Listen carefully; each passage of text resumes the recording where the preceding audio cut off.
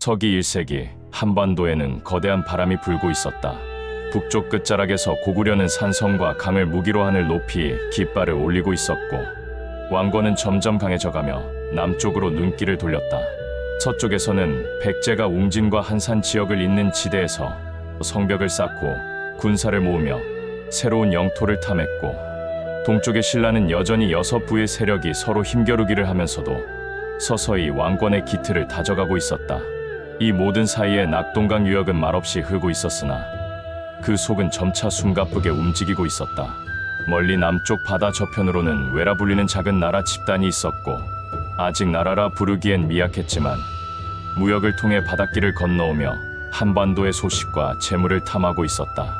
남의 바닷길을 따라 밀려온 파도와 함께 상인들은 소금, 고래뼈, 붉은 조개 껍질, 비단 같은 귀한 물품을 싣고 왔고, 그 뱃길은 낙동강 물길로 이어져 육지 깊숙이 물자를 흘려보냈다. 강과 바다, 산과 들이 모두 서로 엮이며 새로운 시대를 예고하고 있었으니 그 중심에 바로 가야라는 이름 없는 세력이 피어오르고 있었다. 낙동강 유역은 그 모든 변화를 받아내는 그릇이었다. 거대한 강은 굽이쳐 흐르며 끝없이 새로운 사람들을 불러 모았고, 강줄기를 따라 작고 큰 마을들이 하나둘 생겨나면서 새로운 나라의 싹을 틔우고 있었다. 바로 이 물길 위에서 가야의 신화가 시작되고 있었다. 낙동강은 단순히 물길이 아니었다. 그것은 사람들의 생명줄이었고, 그곳에서 삶과 죽음, 꿈과 희망이 흘러갔다. 봄이면 산에서 녹은 눈물이 흘러들어 강물이 불어나고, 언덕을 따라 버들가지가 잎을 틔웠다. 강물 위에는 비단처럼 반짝이는 햇살이 흔들렸고, 물고기 떼가 은빛 비늘을 번쩍이며 뛰어올랐다. 여름이면 장대비가 하늘을 가르고 쏟아져 강이 두둑을 넘나들었고, 사람들은 범람을 막기 위해 흙자루를 나르며 강둑을 쌓았다. 가을이면 누런 벼이삭이 바람에 파도치고, 겨울이 오면 강물은 얼어붙어 은빛 거울처럼 고요했다. 낙동강의 기슭은 사람들로 붐볐다. 사람들은 강변의 털을 잡고 나무와 진흙으로 집을 짓고 밭을 일구고 물고기를 잡았다. 물길을 타고 배들이 오르내렸고, 강둑에서는 물건을 싣고 내리며 시끌벅적했다. 강가에는 작은 시장이 생겼다. 시장에는 산에서 캐온 약초, 지프로 엮은 바구니, 어망에 가득 든 은빛 물고기, 붉은 색조의 조개 껍질이 늘어섰고, 사람들은 흥정하며 웃고 떠들었다. 그들은 강물을 따라 들어오는 소금과 고래뼈, 물고기 기름 같은 귀한 물품에 눈을 반짝였고, 육로로 들어오는 곡물과 철, 도구들을 교환하며 손바닥 위에서 시대를 움직였다. 이 땅의 사람들은 자신들이 사는 세상을 다 이해할 수 없었다. 하늘의 소리, 별빛의 움직임, 계절의 변화를 보며 사람들은 두렵고 신비로웠다. 그래서 신화를 만들었다. 김수로 왕의 이야기는 그 신화의 정수였다. 하늘에서 6개의 황금빛 알이 내려왔다는 이야기는 단순한 전설이 아니었다. 그것은 왕권이 하늘의 뜻을 받았다는 신성함의 증거였다. 사람들은 김수로 왕이 태어날 때부터 남달랐다고 믿었고, 어린 시절부터 눈빛이 밝고 말이 깊어 주변 사람들을 사로잡았다고 전했다. 그의 이야기는 곧 이 땅에 태어난 가야라는 나라가 하늘의 명으로 태어났음을 증명했다. 허왕옥의 이야기는 이 신화를 더욱 찬란히 했다. 그녀는 남쪽 먼 나라에서 붉은 돛을 달고 바다를 건너왔다고 한다. 거친 파도를 헤치고 온 그녀의 배는 비에 젖고 바람에 흔들렸지만 끝내 낙동강 어귀에 닿았다. 허왕옥이 가져온 물건들은 붉은 빛의 조개 껍질, 빛나는 옥구슬, 부드러운 비단 같은 귀물들이었다. 그것들은 이 땅 사람들에게 세상이 훨씬 넓고 신비롭다는 사실을 일깨웠다. 허왕옥과 김수로 왕의 혼인은 단순한 사랑의 이야기가 아니었다. 그것은 가야가 바다를 통해 더 넓은 세계와 이미 이어져 있었음을 드러내는 증표였다. 그들의 이야기는 사람들에게 꿈을 주었고, 이 땅의 운명을 신화와 현실 사이에서 빛나게 했다. 김수로 왕이 나라를 세우고 난 뒤 낙동강 유역의 풍경은 점점 더 달라졌다. 물길을 따라 늘어선 마을들은 시간이 흐를수록 커져갔고, 작은 무리로 흩어져 있던 사람들은 점점 더 많은 인구와 재화를 모으며 커다란 집단으로 변모했다. 강가에는 나루터가 생겼고, 배들이 쉬어가는 물가에는 나무 기둥을 세우고 지붕을 얹은 창고가 들어섰다. 창고 안에는 소금 자루가 쌓여 있었고, 붉은색을 띠는 조개 껍질 꾸러미며 각종 철도구가 빽빽히 들어찼다. 사람들은 철을 실은 배를 바라보며 저 철이 언젠가 더 큰 부와 권력을 가져다 줄 것이라 믿었다. 구가야가 중심으로 떠오르게 된 것은 단순히 지리적 위치 때문만이 아니었다. 구가야 근처의 산과 언덕에서는 빛나는 철광석이 땅속에서 쏟아져 나왔다. 그 돌은 처음엔 검고 투박했지만 장인들은 뜨겁게 달군 불길로 그 돌을 녹여내어 단단하고 날카로운 무기로 바꾸었다. 낙동강 물길은 그 철을 실어 먼 마을과 시장으로 날랐다. 구가야의 왕은 이 철을 통해 무기를 만들었고 철제 농기구는 땅을 깊게 갈아 곡식을 더 많이 수확하게 했다. 철은 곧 구가야의 힘이자 주변 소국들이 구가야를 따르게 만드는 실질적 이유였다. 그러나 구가야가 단순히 무력으로만 다른 소국들을 다스린 것은 아니었다. 가야 연맹은 매우 특별한 구조였다.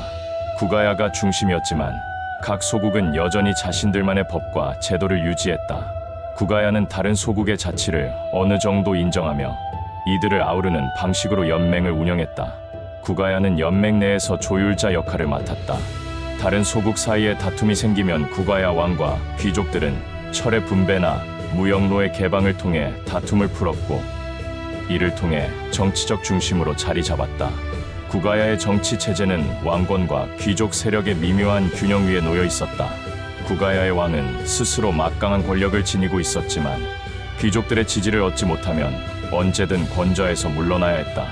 귀족들은 저마다 군사력을 지니고 있었고 부유한 귀족들은 자신만의 군사 집단을 두고 있었다.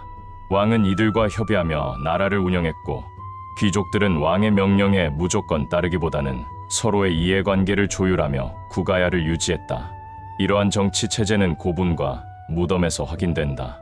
구가야 지역에서 발굴된 대형 고분에서는 왕실의 위엄을 상징하는 금은 장신구가 발견되었으나 귀족들의 무덤에서도 왕실 못지않은 호화로운 유물들이 출토되었다.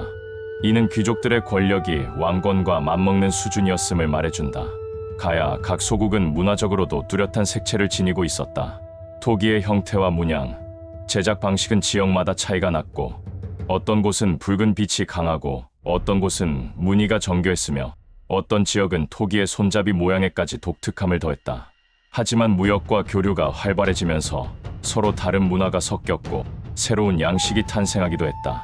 구가야는 무역의 중심이 되어 다른 지역과도 물길과 육로로 연결되었다. 사람들은 구가야의 시장에 모여 서로 다른 나라의 물건을 구경하며 흥분했고 그곳에서 들려오는 이야기들은 바람처럼 널리 퍼져나갔다. 이러한 교류 속에서 가야는 단순히 강가의 소국 연맹이 아니라 정치, 경제, 문화의 중심지로 성장해갔다. 가야의 진정한 힘은 철에서 비롯되었다. 그러나 그 철은 단순히 땅속에서 캐낸 돌덩이가 아니었다.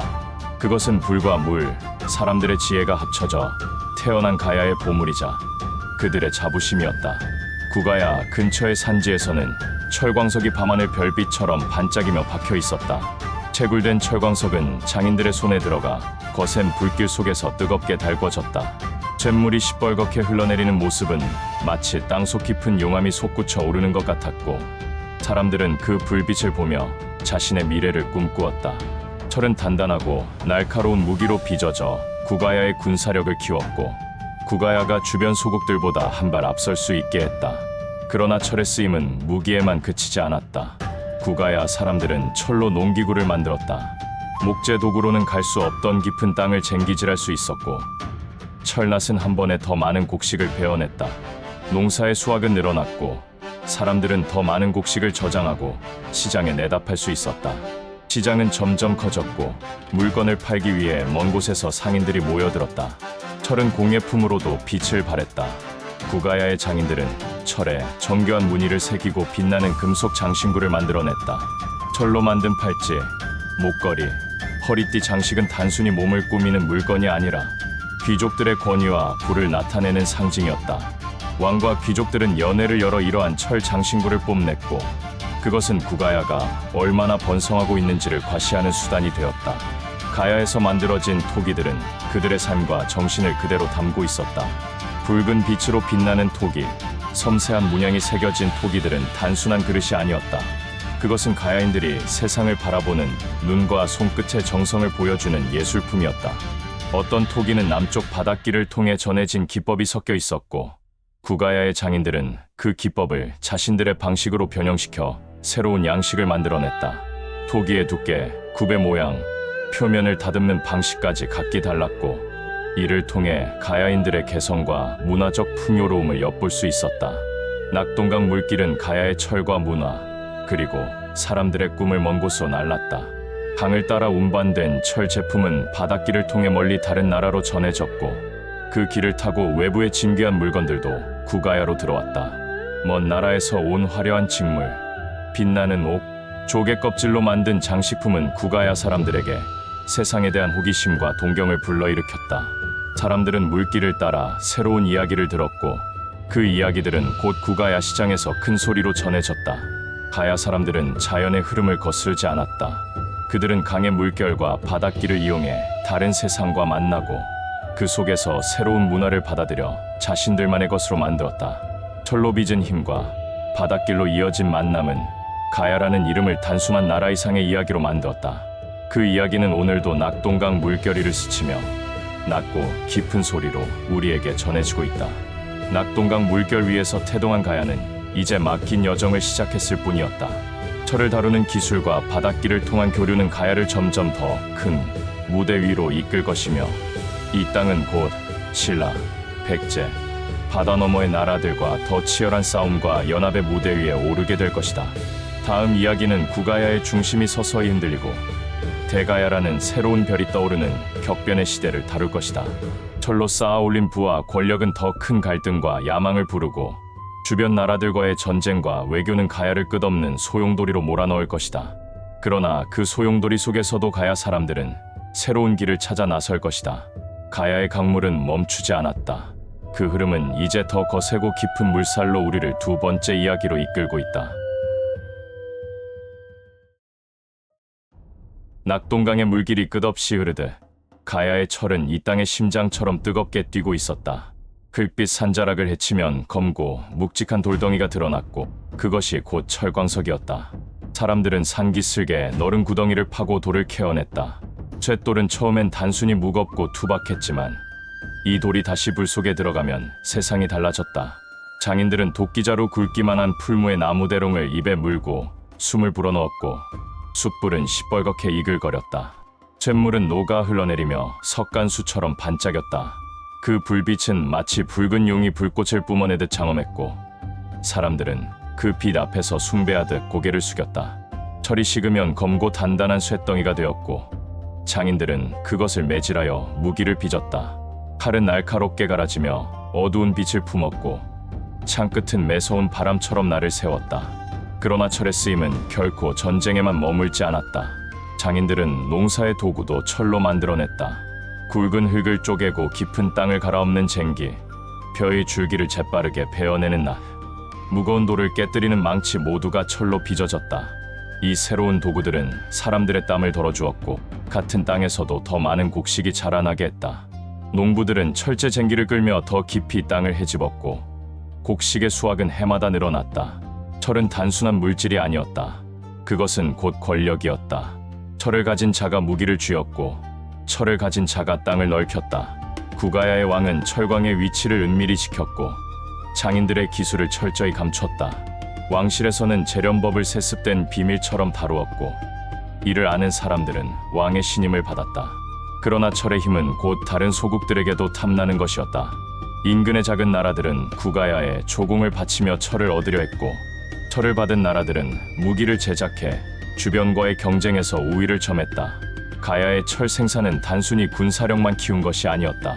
그것은 무역의 씨앗이 되었다. 강을 따라 배가 오르내리며 철은 다른 소국들로 흘러갔다. 구가야의 시장에는 이른 아침부터 목소리가 높았다. 상인들은 붉은 비단을 펼치며 철 한 덩이의 값을 흥정했고 어떤 이들은 산에서 캔 약초 다발과 철덩이를 맞바꾸었다.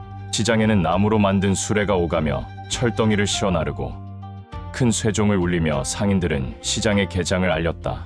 철의 생산은 고도의 기술을 필요로 했다. 쇳돌을 채취한 뒤에는 돌을 잘게 부수어 가마에 넣었다.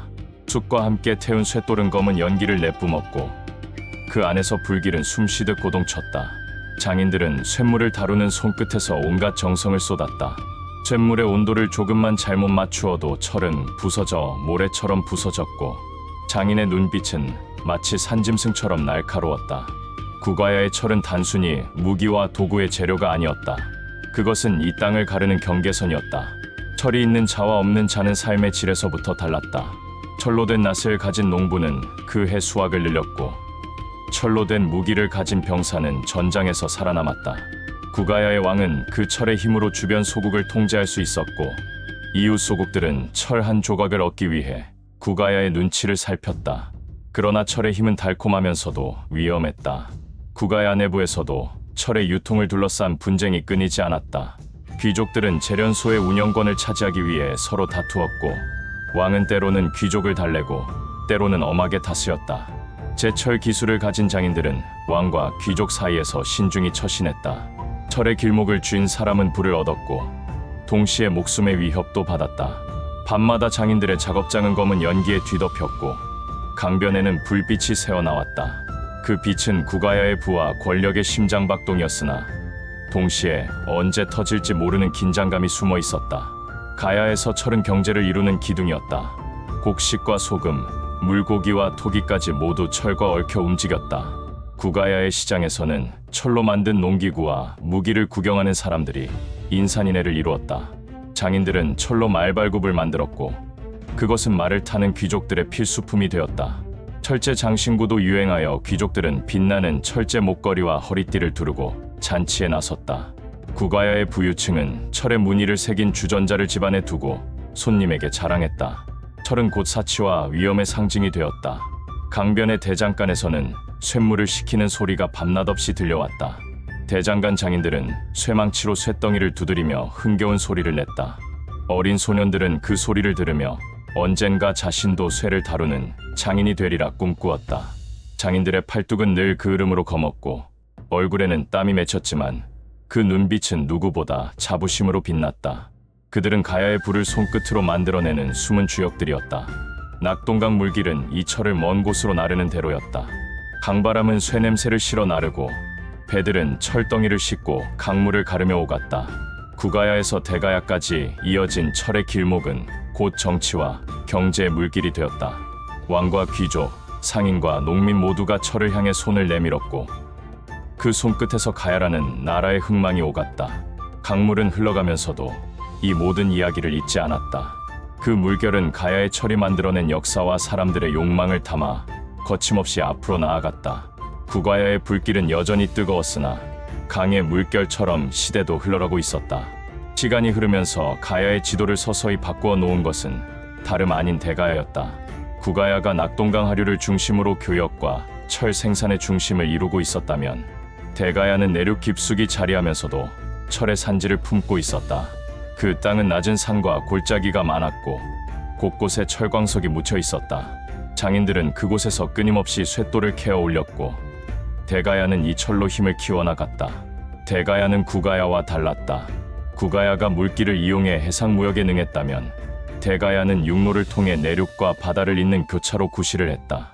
상인들은 산길과 강길을 번갈아 다니며 대가야의 물건을 실어 날랐고, 그 속에는 철뿐 아니라 곡식, 약초, 짐승가죽, 귀한 돌들이 섞여 있었다. 대가야의 왕들은 그 길목을 장악하며 구가야가 지니고 있던 교역의 우위를 조금씩 빼앗아갔다. 그들은 시장을 열어 상인들을 불러 모았고, 철의 유통을 엄격히 관리했다. 철은 곧 권력이었고, 대가야는 철을 쥔 손으로 정치의 물줄기를 바꾸고 있었다. 대가야의 왕들은 영리했다. 구가야가 여전히 강력한 세력을 유지하고 있었으므로 대가야는 구가야를 적으로 돌리기보다는 협력과 경쟁을 섞어 나갔다. 대가야 왕실은 구가야 왕가와 혼인을 맺기도 하며 표면상 연맹의 일원임을 유지했다. 그러나 속으로는 연맹 내 소국들을 하나둘 포섭해 나갔다. 작은 소국의 왕들은 대가야가 나누어 주는 철과 무기를 받고 대가야 쪽에 기울었다. 대가야는 철의 물량을 무기로 삼아 정치적 영향력을 확장했다. 구가야 왕실은 이러한 움직임을 경계했으나 대가야의 기세를 완전히 꺾을 수는 없었다. 대가야의 군사력은 이미 주변을 위협하기에 충분했다. 대가야는 구가야의 기술을 이어받았으되 자신들만의 방식으로 무기를 개량했다. 대가야의 무사들은 길고 얇은 철칼을 들고 말 위를 누비며 싸웠고, 강철 갑옷은 적들의 창끝을 튕겨냈다. 병사들은 쇳물에서 식혀낸 화살촉을 쓰며 전투의 사거리를 늘렸다. 그러나 대가야의 군사력은 단순히 싸움을 위한 것이 아니었다. 그것은 곧 정치적 협상과 외교에서의 우위를 보장해주는 힘이었다. 대가야의 왕은 철과 무기를 빌미로 소국들을 움직였고 백제와 신라에 대해서도 자신들의 존재감을 강하게 드러냈다. 백제는 가야의 교역로가 자신들의 한강 유역과 연결되는 것을 경계했다. 백제의 왕실은 구가야가 해상교역을 장악하던 시절부터 끊임없이 그 물길을 통제하려고 했다. 신라는 신라대로 동쪽에서 세력을 넓히며 가야의 철을 얻고자 하였다. 가야의 철은 곧 군사력으로 직결되었기에 백제도 신라도 가야를 놓칠 수 없었다. 그러나 가야 내부의 변동은 주변국들에게 틈을 주었다. 구가야와 대가야 사이의 경쟁은 연맹 전체를 흔들었고 그 틈새를 파고든 것이 바로 백제와 신라였다. 대가야의 왕은 외교에서도 매우 유연했다. 신라와 잠시 손을 잡아 백제를 견제하였고 때로는 백제와 동맹을 맺어 신라를 누르려 하였다. 대가야는 구가야와는 다른 방식으로 주변 강국과 교섭했다. 구가야가 전통과 해상 무역을 무기로 삼았다면 대가야는 철의 배급과 군사 동원을 협상 카드로 내밀었다. 대가야의 왕은 철을 원하는 나라에 철을 주었으되 언제든 그것을 끊을 수 있음을 암시하며 외교의 주도권을 쥐었다. 대가야의 외교술은 교묘하고 치밀했다. 대가야 내부에서도 권력 다툼은 있었다. 귀족들은 철의 유통과 재련소 운영을 두고 서로 경쟁했다. 왕은 귀족들의 불만을 달래기 위해 철을 일정량 분배했으나 철이 곧 군사력이고 부의 근원이었기에 갈등은 쉬이 사라지지 않았다. 대가야 왕실은 귀족들의 지지를 얻기 위해 혼인을 통한 연맹 관계를 자주 활용했다. 귀족 가문은 서로 혼인을 맺으며 혈연의 끈을 강화했고 그것은 곧 정치적 결속을 의미했다. 그러나 혼인이 늘 정치적 해법은 아니었다. 때로는 귀족이 군사를 동원해 왕의 명령을 무시하는 일도 있었고 그것은 대가야의 권력 구도를 불안정하게 만들었다. 대가야가 강해질수록 가야 연맹의 구도는 크게 흔들렸다. 소국들은 구가야를 따르는 무리와 대가야를 따르는 무리로 나뉘어 분열했다. 시장에서도 구가야 파상인과 대가야 파상인이 서로 다른 무역 노선을 이용했고 이는 교역로를 복잡하게 만들었다. 낙동강을 오가던 상인들은 어느 나라의 세력권 아래서 무역을 해야 할지 갈피를 잡지 못했고 일부 상인들은 무역로에서 위협을 받았다. 때로는 구가야가 대가야 쪽 무역선을 강제로 납포하는 일도 있었다. 가야의 부흥은 그만큼 내부의 긴장과 갈등을 품고 있었다. 그러나 대가야의 왕은 연맹을 완전히 무너뜨리기보다는 자신이 연맹의 중심이 되기를 원했다. 그는 구가야의 전통과 명분을 존중하는 척하면서도 실질적인 통치력을 차지하려 했다. 그는 소국 왕들에게 철과 무기를 나누어 주며 충성을 다짐받았고 소국 왕들의 자식을 대가야로 불러 교육하고 혼인시키기도 했다. 대가야는 외견상 연맹 체제를 유지했으나 실상은 점점 대가야 중심으로 재편되어 가고 있었다. 이처럼 대가야는 철을 무기 삼아 구가야와 다른 길을 걸었고 그 과정에서 가야 연맹의 정치 구도는 크게 변모하고 있었다. 그러나 이 변화는 곧 주변국들의 새로운 개입을 불러왔다. 백제와 신라가 대가야를 견제하기 시작했고 낙동강 물길은 그 긴장 속에서 더욱 거친 소용돌이를 이루고 있었다. 대가야의 왕실과 귀족들은 여전히 강철로 무장한 군사들을 지니고 있었고 때로는 주변국과의 전투를 준비하며 창고에 철을 쌓았다. 그러나 그들은 또한 언제나 무역의 이익과 외교의 길을 놓지 않았다. 가야는 이제 단순히 강가의 소국 연맹이 아니었다. 그것은 철과 군사력, 그리고 정치적 교섭을 통해 동아시아의 중요한 세력으로 떠오르고 있었다. 대가야는 구가야를 넘어 새로운 중심이 되고 있었고 그 뒤편에서 움직이는 철의 불빛은 여전히 꺼지지 않았다. 강물은 그 모든 이야기를 품은 채 밤에도 낮에도 쉬지 않고 흘러가고 있었다. 가야의 바닷바람은 늘 다른 세상의 향기를 품고 있었다. 낙동강 하구를 지나 남해로 나아가면 수평선 너머에 보이는 그 푸른 물결은 끝없이 이어졌고 그 바닷길 위로 수많은 배들이 오갔다. 외라 불리던 나라에서도 뱃길을 따라 상인들과 사신들이 찾아왔고 그들이 타고 온 배는 붉은 돛을 달고 있었다. 풍랑이 몰아치는 바다를 넘어온 그 배들은 배 밑창 가득 화려한 물건들을 싣고 있었다. 그 물건 속에는 붉은 빛이 도는 조개 껍질 꾸러미, 빛나는 옥구슬, 부드럽고 가벼운 직물들이 섞여 있었고 그것들은 가야 사람들의 눈을 사로잡았다. 외에서 온 사람들은 가야의 철을 얻고자 했다. 그들은 가야의 철이 얼마나 단단하고 날카로운지 이미 알고 있었고 구가야와 대가야의 재련소에서 만들어낸 무기와 도구들을 매우 탐냈다. 외의 무사들은 가야산 철로 만든 칼을 허리에 찼고 그 칼의 검은 빛은 외나라 사람들에게 큰 자랑이었다. 외에서 온 상인들은 철을 얻기 위해 진귀한 보석과 비단을 내밀었다. 때로는 외의 사신이 가야의 왕을 찾아와 무릎을 꿇고 예를 표하며 교류를 청했다. 그 자리에서 왕은 화려한 잔치를 열고 구가야의 장인들이 만든 철제 주전자로 술을 따랐다. 이러한 교류 속에서 단순한 무역을 넘어 문화의 흐름이 생겼다. 외에서 들어온 장신구와 의복은 가야의 귀족 여성들 사이에서 유행하였다. 귀족 부인들은 머리에 붉은 조개 껍질 장식을 꽂고 목에는 옥구슬이 꿰어진 목걸이를 둘렀다. 그 빛나는 장신구는 구가야와 대가야의 잔치 자리마다 빛을 발했고 그것은 곧 부와 권위의 상징이었다. 그러나 단순히 외의 물건만이 가야에 전해진 것이 아니었다. 가야의 제철 기술과 공예 기술도 외로 흘러들어갔다. 외의 장인들은 가야에서 건너간 기술을 배워 무기와 농기구를 만들었고 그 기술은 외의 나라에서 새로운 형태로 발전하기도 했다. 가야의 토기 문화는 이 시기에 더욱 꽃을 피웠다. 구가야의 장인들은 흙을 빚어 다양한 모양의 그릇을 만들어냈다. 어떤 토기는 표면에 물결 무늬를 새겼고 어떤 토기는 새나 물고기 모양을 입체적으로 빚어 장식했다. 토기의 빛깔도 다양하여 붉은 빛이 도는 것, 검은 빛을 머금은 것, 부드러운 회갈색을 띠는 것 등 가지각색이었다. 대가야의 장인들은 구가야의 기법을 이어받으면서도 자신들만의 양식을 발전시켰다. 대가야의 토기는 다소 무거웠지만 매우 단단했고 표면에 섬세한 문양을 빽빽이 새겨 넣어 사람들을 감탄하게 했다. 가야의 토기는 단순한 생활 도구가 아니었다. 그것은 귀족의 위엄을 드러내는 상징이자 예술품이었다. 귀족들은 화려한 무늬가 새겨진 잔의 술을 따라 손님에게 내밀었고 큰 그릇에는 곡식이나 과일을 담아 잔치상을 풍성히 했다. 고분에서도 이런 토기들이 다수 발굴되었는데 어떤 무덤에서는 온전한 형태로 남아있기도 했다. 이들 토기는 외나라로도 건너가 외의 귀족들 사이에서 큰 인기를 끌었다. 외의 귀족들은 가야에서 온 붉은 토기를 자랑하며 그것을 귀한 보물처럼 다루었다.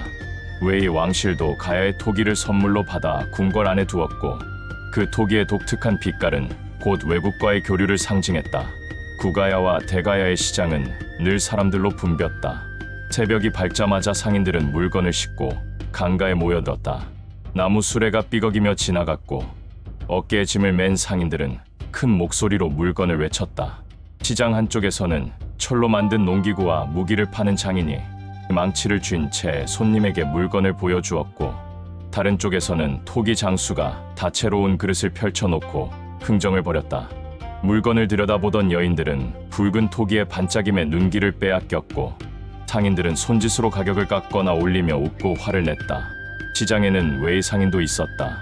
외의 상인들은 흰 옷을 입고 머리를 묶었고 조용히 물건을 내보이며 눈치를 살폈다. 가야의 상인들은 그들과 손짓과 몸짓으로 대화했고 물건을 교환할 때마다 작은 음판이나 구슬이 오갔다. 가야의 시장은 단순히 물건을 사고 파는 곳이 아니었다. 그것은 서로 다른 언어와 풍습이 부딪히고 섞이는 곳이었고 낙동강 물길을 통해 들어온 외부의 모든 것이 이곳에서 다시 퍼져나갔다. 가야의 문화는 외부 문물을 받아들이되 그대로 흡수하지 않았다. 가야 사람들은 외에서 들어온 장신구나 의복을 가야식으로 변형하여 자신들만의 것으로 만들었다. 붉은 조개 껍질 장식도 가야에서 새롭게 엮어내어 더 화려하게 변했고 외의 옥구슬 목걸이도 가야의 금속공예 기술로 장식이 더해졌다. 토기도 마찬가지였다. 외에서 전해온 무늬가 가야 토기에 스며들었지만 구가야와 대가야의 장인들은 그 무늬를 더 정교하게 새기고 새로운 색을 시도했다. 가야는 외부 문화를 수용하면서도 그것을 변형하여 자신들만의 고유한 문화를 빚어냈다. 가야는 단순히 물건을 거래하는 나라가 아니었다.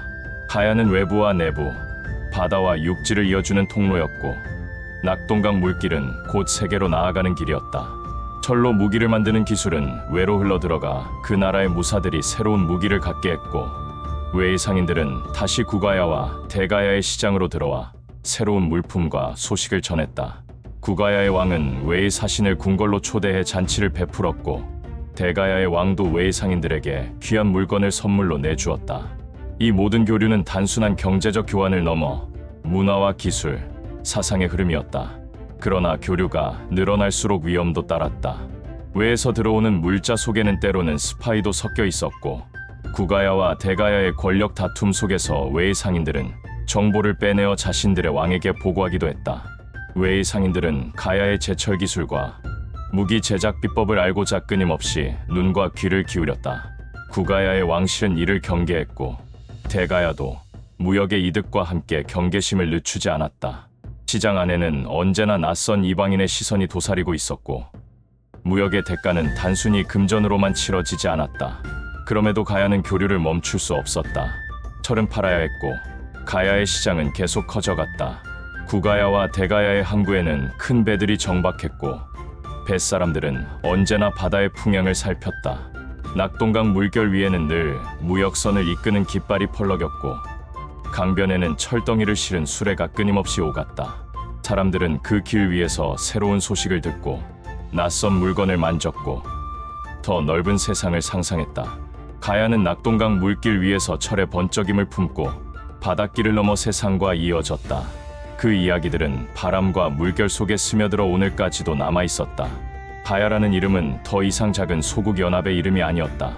그것은 동아시아를 관통하는 국제무역의 허브였고, 그 허브 위에서 사람들은 오늘도 더 큰 세상을 향해 눈을 돌리고 있었다. 낙동강 물길은 여전히 은빛으로 빛나며 굽이쳐 흐르고 있었다. 강가를 따라 바람이 불면 물결 위에는 작은 비늘처럼 햇빛이 부서져 반짝였고, 그 물결은 가야라는 이름을 기억하듯 낮고 깊은 소리를 냈다. 구가야와 대가야가 서로 다른 길을 걸으며 철로 쌓아올린 부와 무역의 성대한 꽃을 피웠던 시절은 아직 사람들 가슴 속에 선명히 남아있었다. 그러나 그 찬란한 빛은 언제부터인가 외부의 날선 시선과 내부의 균열 속에서 흔들리고 있었다. 시장에서는 상인들의 붉은 돛이 물결을 가르며 드나들었고, 사람들의 흥정 소리가 강바람을 타고 메아리쳤다. 하지만 그 화려한 풍경 뒤편에는 이미 서서히 다가오는 쇠락의 그림자가 스며들어 있었고, 누구도 그 그림자가 이토록 깊고 무겁게 들이우리라 짐작하지 못했다. 가야의 왕들과 귀족들은 철을 나누며 권력을 유지하려 했지만, 그 권력은 곧 그들 스스로를 겨누는 칼날로 되돌아왔다. 백제와 신라, 그리고 외의 욕망은 가야의 땅을 소용돌이처럼 휘감으며 끝없는 경랑을 불러일으켰고, 이제 가야의 이야기는 종막을 향해 점점 빠르게 달려가고 있었다. 신라는 조용히 그러나 확고하게 세력을 넓혀가고 있었다. 먼 옛날에는 여섯 부가 흩어져 각자의 생존만을 도모하던 작은 나라였지만, 시간이 흐르면서 하나의 왕권 아래 모여 강철 같은 군사력을 다져갔다. 신라의 병사들은 잘 단련된 기마 부대와 보병으로 이루어져 있었고, 그들은 빛을 잃은 철갑을 입고 가야 땅의 고갯길을 바라보며 서 있었다. 그 눈빛에는 무겁고 깊은 욕망이 깃들어 있었으며, 그 욕망은 언젠가 반드시 낙동강 너머까지 손을 뻗겠다는 단호한 결심으로 불타올랐다. 신라의 왕은 가야가 가진 철과 무역로를 눈독 들이고 있었고, 강을 오르내리던 배들의 뱃머리가 점차 신라 쪽으로 기울고 있다는 사실을 결코 놓치지 않았다. 구가야와 대가야는 신라의 이런 기세를 잘 알고 있었으나 서로를 견제하느라 좀처럼 한 목소리를 내지 못했다. 구가야는 여전히 전통을 자존심처럼 내세우며 남해의 푸른 물결을 헤치고 바다를 향해 나아갔고, 그 배들은 아직까지도 외의 항구에 당당히 닻을 내리곤 했다. 반면 대가야는 육로를 움켜쥔 채 내륙 깊숙이 세력을 뻗었고, 철의 산지를 지키며 철광석에 빛나는 돌덩이를 금처럼 소중히 다루었다. 두 나라는 같은 물길 위에서 살았으나 그 물길은 이미 서로 다른 운명으로 나아가고 있었다. 신라는 그 틈을 집요하게 파고들었다. 신라는 구가야와 대가야가 서로에게 의심의 눈초리를 거두지 못하는 틈을 이용해 교묘히 각 소국의 마음을 흔들었다. 신라는 가야의 소국 왕자들을 신라 궁궐로 불러들여 그들에게 신라의 법과 언어, 그리고 왕권의 권위를 가르쳤다. 어린 왕자들은 비단 옷을 입고 신라의 궁궐들을 거닐었으나 그 눈빛은 종종 불안에 떨었다. 신라의 왕은 가야 왕자들에게 신라의 충성을 다짐하게 하였고, 이로써 신라는 점차 가야 소국의 피를 그들 자신의 왕실로 끌어들이고 있었다. 그러나 가야의 불씨는 완전히 꺼지지 않았다. 강가의 대장간에서는 여전히 뜨겁고 붉은 불길이 타올랐고 쇠망치를 내리치는 장인들의 팔뚝은 그 흐름으로 검게 물들어 있었다.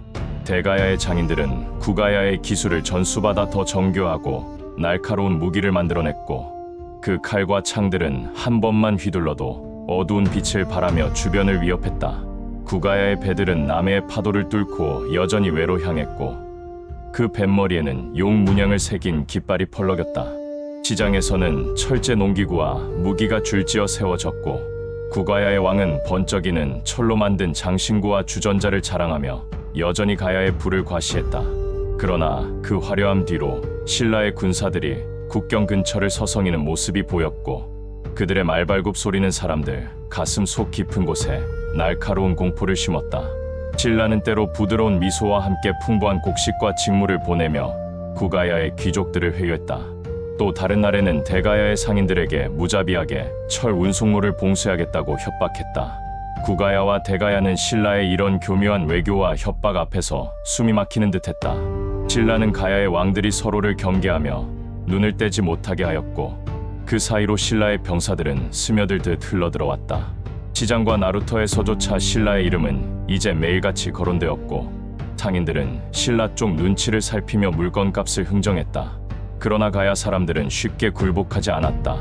강가의 나루터에는 여전히 철을 실은 배들이 정박했고 대가야의 창고에는 잘 벼려진 무기들이 조용히 잠들어 있었다. 구가야의 왕은 웨이 상인들을 다시 붙잡기 위해 성대한 연회를 열었고 웨이 사신들은 붉은 돛담배를 타고 강 어귀로 올라왔다. 그 배 안에는 눈부신 옥구슬과 붉게 빛나는 조개껍질 꾸러미가 실려 있었다. 그러나 웨이 사신들도 가야의 힘이 예전만 못하다는 것을 눈치채고 있었다. 웨이 상인들은 신라의 무역기를 탐색하기 시작했고 가야와 맺은 약속들을 하나둘 뒤로 미뤘다. 강물은 여전히 흘러갔으나 그 아래 깊은 물결에는 이미 서늘하고 어두운 소용돌이가 맴돌고 있었다. 백제의 왕들은 눈길을 멀리 보내어 낙동강 너머 가야의 땅을 주시하고 있었다. 백제는 한강 유역을 소나기에 넣고 남쪽으로 발길을 옮길 때마다 가야가 신라와 손을 잡지 않을까 하는 불안으로 늘 마음이 조급했다. 백제의 병사들은 한밤중에도 낙동강을 향해 나아가며 강가의 숲속에서 숨죽여 움직였고 그들의 갑옷은 달빛에 반사되어 은빛 물결처럼 번득였다. 백제의 왕은 신하들을 모아 깊은 밤 논의를 거듭했고 가야가 신라의 품에 안기는 것을 막기 위해 수없이 계책을 세웠다. 백제의 상인들은 가야의 시장에 곱게 빛나는 직물과 세련된 도자기를 들여오면서도 늘 신라의 그림자가 어디서 드리울지 두 눈을 번득이며 살폈다. 백제의 왕은 가야 왕들에게 사신을 보내 귀한 옷과 붉은 비단을 내밀었고 그 속에 담긴 말들은 모두 달콤했다. 그러나 그 달콤함 속에는 철저한 계산이 숨어 있었다. 백제는 가야와 손을 잡으면 신라를 견제할 수 있었으나 동시에 가야가 너무 커져 백제의 남쪽 길목을 위협하는 것도 두려워했다. 구가야는 백제의 제안에 쉽게 마음을 내주지 않았다. 바닷길로 외와 통하던 구가야는 여전히 해상 무역의 자존심을 지키고 있었고 백제의 개입을 경계했다. 그러나 대가야는 달랐다. 대가야는 육로를 이용해 내륙과 바다를 오가며 세력을 키우고 있었고 백제의 병사들과 서로 교류하며 신라의 남하를 막으려 했다. 낙동강의 밤하늘은 검은 비단처럼 어두웠고 별빛은 강물 위에 점점이 내려앉았다. 그 별빛 아래 백제의 밀사들이 배를 타고 강을 건넜다.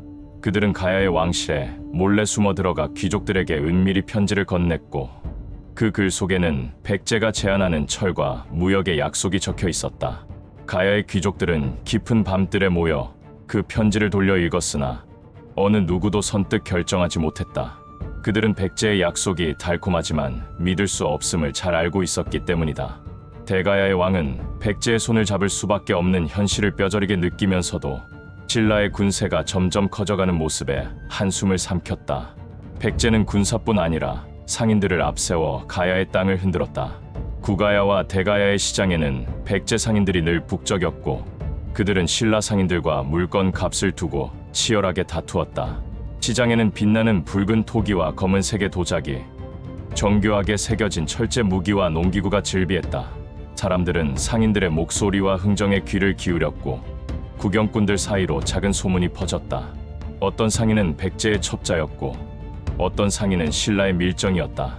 사람들은 웃으며 물건을 흥정했지만 눈빛은 늘 의심과 경계로 빛났다. 백제의 왕은 정치의 수단으로 혼인을 자주 사용했다. 대가야의 왕실은 백제의 왕가와 혼인을 맺으며 명분을 얻었다. 혼인은 단순히 사랑의 맹세가 아니었다. 그것은 정치적 동맹이었고 때로는 굴레였다. 백제의 왕은 대가야의 왕자에게 빛나는 옥으로 장식된 검을 내렸고 그 검은 눈부신 광채 속에 복종과 충성을 명령하고 있었다. 그러나 대가야의 왕자는 그 검을 받으면서도 마음속에서는 백제와 신라 사이에서 끝없이 저울질했다. 백제의 손길은 달콤했지만 언제든 칼날처럼 변할 수 있음을 그들은 잘 알고 있었다. 대가야는 백제와 신라 사이에서 흔들리면서도 독자적으로 움직였다. 대가야의 장인들은 여전히 강가에서 불꽃을 지피며 철을 녹였고 구가야에서 넘어온 기술을 더 정교하게 다듬었다. 낙동강 물길을 오가던 배들은 대가야의 깃발을 달고도 백제의 항구에 닿았고 그곳에서 다시 다른 물길로 신라의 시장까지 뻗어갔다. 그러나 그 길은 점점 험해졌다. 신라의 병사들이 물길 위에 둑을 쌓고 통행세를 요구했고 백제의 군사들이 무역로를 가로막았다. 강가에서 흘러나오던 웃음소리는 점점 줄었고 상인들의 얼굴에도 그늘이 드리워졌다. 밤이면 대가야의 왕은 깊은 생각에 잠겼다. 구가야는 여전히 해상의 길을 지키고 있었고 신라는 점점 육지의 통로를 움켜쥐었다. 대가야는 둘 사이에서 끝없이 흔들렸고 백제의 달콤한 약속은 때로는 희망처럼 빛났지만 때로는 독처럼 느껴졌다. 철로 빚어낸 힘이 언젠가는 가야를 구원할 것이라 믿고 싶었으나 현실은 점점 그 희망의 빛을 앗아가고 있었다. 밤하늘의 별빛도 이제는 검은 구름에 가려 보이지 않았다. 서기 562년의 하늘은 낮에도 잿빛 구름으로 가득 차 있었다. 낙동강 물결은 여전히 은빛으로 반짝이고 있었지만 그 물결 위로 펄럭이던 가야의 깃발은 바람에 지쳐 나부끼듯 점점 시들어가고 있었다. 대가야의 왕은 마지막까지 연맹의 깃발을 높이 들고자 했으나 신라의 군사력은 이미 대가야의 성벽을 빽빽이 둘러싸고 포위망을 좁혀오고 있었다. 성벽 위에서는 장대한 대가야의 병사들이 길고 빛나는 창을 쥔 채 신라군의 움직임을 주시하고 있었고 그들의 이마에는 땀이 송골송골 맺혔다. 그러나 성 아래 신라의 병사들은 도열하며 북을 울렸고 그 북소리는 성벽을 타고 진동하듯 울려 퍼졌다. 대가야의 병사들은 쇳물로 식혀낸 날카로운 칼과 창을 움켜쥐고 적의 진격을 막으려 했다. 대장간에서 구워낸 강철 갑옷은 여전히 빛을 잃지 않았고 군사들의 눈빛도 결코 굴복을 모르는 듯 매서웠다. 그러나 신라의 병사들은 더 이상 그 칼날을 두려워하지 않았다. 그들은 이미 오랜 세월 동안 가야의 내부를 흔들어 놓았고 구가야와 대가야 사이의 틈새를 파고들며 분열을 깊게 만든 뒤였다. 무너진 것은 성벽이 아니라 이미 가야 사람들 마음속에 단단한 결속이었다. 대가야의 성문이 마침내 무너져 내릴 때 붉은 먼지가 하늘로 솟구쳤다. 그 순간 대가야의 왕은 스스로 신라의 병사들 앞에 걸어 나와 무거운 관을 벗어내렸다. 신라의 장수는 단호한 얼굴로 왕을 바라보며 항복을 명령했으나 왕의 눈빛은 깊고 고요하여 물결조차 잦아드는 듯했다. 대가야의 귀족들은 신라의 군사들에게 포로가 되어 줄줄이 끌려갔고 그 중 일부는 목숨을 부지하기 위해 신라의 왕에게 충성을 맹세했다. 낙동강의 물결은 아무 일 없다는 듯이 흘러갔으나 강바람은 이제 더 이상 가야의 노랫소리를 실어 나르지 않았다. 신라는 대가야의 옛 땅을 차지하자 곧바로 그 지역을 철저히 나누어 다스렸다. 신라의 관리들은 성벽마다 깃발을 바꾸었고 관청마다 새로 부임한 관리들이 자리 잡았다. 가야의 군사들은 신라의 군단에 편입되었고 가야의 장인들은 신라의 대장간으로 옮겨갔다. 신라는 가야의 뛰어난 제철 기술을 빼앗듯 받아들였고 장인들에게 관청과 집을 주며 기술을 이어가게 했다. 구가야와 대가야의 장인들은 신라의 군수품을 제작했고 그들의 손끝에서 만들어진 날카로운 무기들은 다시 백제와의 전투에 쓰였다. 낙동강을 따라 흘러가던 무역길은 이제 신라의 소나기에 들어갔고 배마다 신라의 깃발이 달리게 되었다. 그러나 가야의 흔적은 결코 쉬이 지워지지 않았다. 신라는 가야의 기술과 문화를 빼앗아갔으나 빼앗은 그 문화는 오히려 신라 속에서 더욱 빛을 발했다. 신라의 장인들은 가야의 토기 제작 기법을 배워 자신들만의 양식을 만들어냈고 신라의 군사들은 가야식 철제 무기를 들고 전장을 누볐다. 가야의 붉은 토기의 무늬는 신라의 공예 품속으로 스며들어 왕궁의 연회 자리에서 반짝였고 그 빛깔은 곧 신라 귀족들의 권위와 풍류를 드러내는 장식이 되었다. 신라의 왕은 겉으로는 가야의 이름을 지우려 했지만 신라의 궁 안과 민가 곳곳에는 가야의 흔적이 낮은 숨결로 남아 있었다. 가야의 사람들 중 일부는 신라 땅으로 흩어져 새로운 삶을 살게 되었다. 그들은 신라의 법과 풍습을 배우며 신라인처럼 살아갔으나 마음속 깊은 곳에는 여전히 낙동강 물결이 살아 있었다. 그들은 낮에는 신라의 군역을 섬기며 땅을 일궜고 밤이 되면 불빛 아래 모여 앉아 아이들에게 김수로왕의 신화를 이야기했다. 어떤 이들은 강가에서 물고기를 잡아 가족을 부양했고 어떤 이들은 시장에서 철제낫을 팔며 생계를 이어갔다.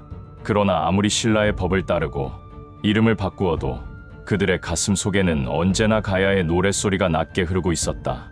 외 또한 가야의 흔적을 간직했다. 가야에서 건너간 장인들은 외의 땅에서 무기의 제작법과 공예 기술을 전해주었고 그 기술은 외에서 새로운 무기로 빛을 발했다. 외의 궁궐 안에서도 가야에서 온 붉은 토기와 정교한 장신구는 귀히 여겨졌고 외의 상인들은 여전히 가야의 이름을 입에 올리며 그것을 무역의 자랑으로 삼았다. 외의 무사들은 가야산 철로 만든 검을 허리에 차며 그 강함을 자랑했고 외의 귀족들은 가야의 붉은 토기를 귀한 보물처럼 다루었다.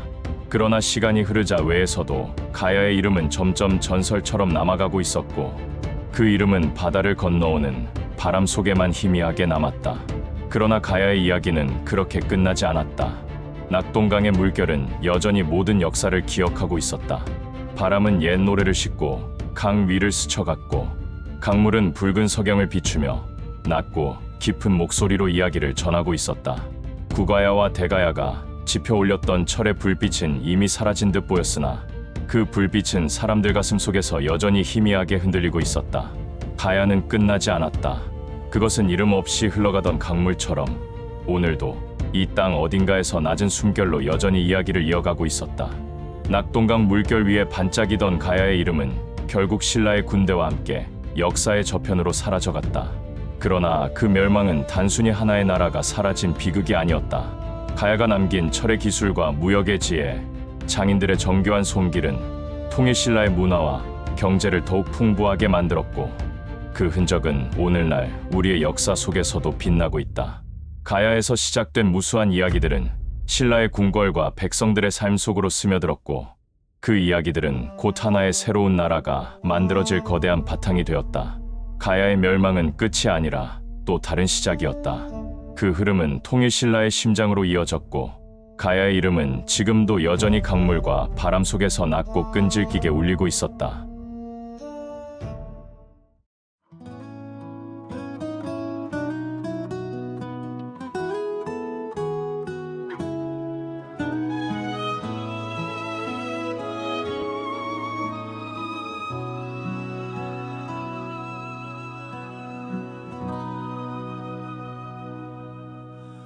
은빛 물결 위로 바람이 운다. 잊힌 이름들은 강물 속에 잠들고 낮은 숨결처럼 스며드는 빛 내 마음에도 흐르는 별의 그림자 뜨겁던 불꽃은 이미 재가 되어 밤하늘 구름 뒤에 숨어 빛나네. 잊히는 소리들 울리지 않는 북소리 흐르는 강 따라 사라진 목소리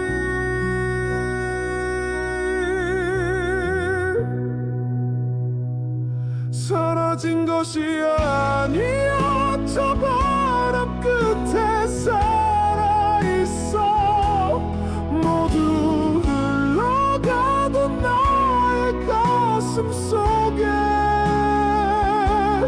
끊어지지 않는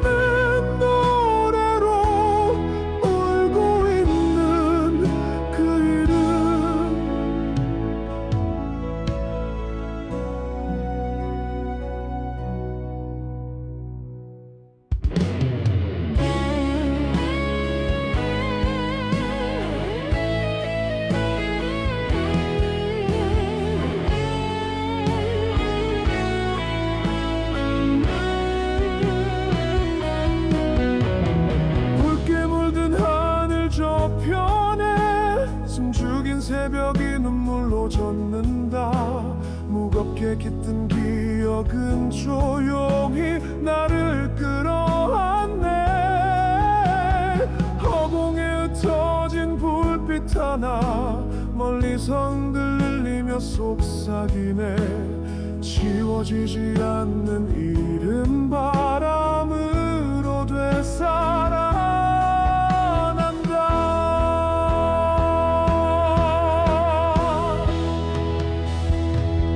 사라진 것이 아니야. 저 물결 끝에 살아있어. 모두 잊혀져도 내 안에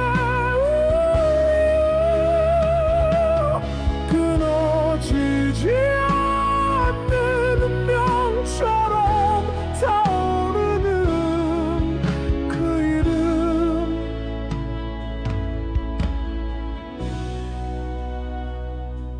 낙동강 물결 속에 낮고 깊은 노래 하나 여전히 살아서 역사를 부르고 있네.